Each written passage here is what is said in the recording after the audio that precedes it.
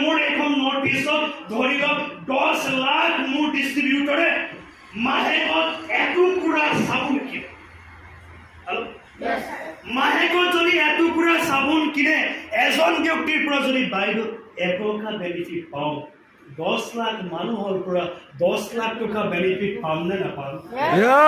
তাৰপিছত আপুনি কয় নেটৱৰ্ক মাৰ্কেটিং কামৰ মানুহৰ বিজনেছ।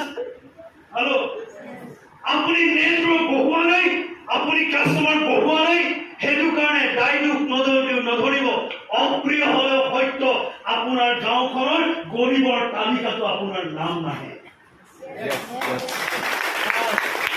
আপুনি চিন্তা কৰিব নেটৱৰ্ক আৰু কাষ্টমাৰৰ চেইন বনাব, সৃষ্টি কৰিব, ষ্টাৰ্ট কৰিব। চেইন আপোনাৰ ভাষাৰে কৈছো, যিদিনাখন নেটৱৰ্ক আৰু কাষ্টমাৰৰ চেইন বনাবৰ কাৰণে ষ্টাৰ্ট কৰিব, মই গেৰাণ্টি দিম আহিবলগীয়া 5 বছৰৰ পিছত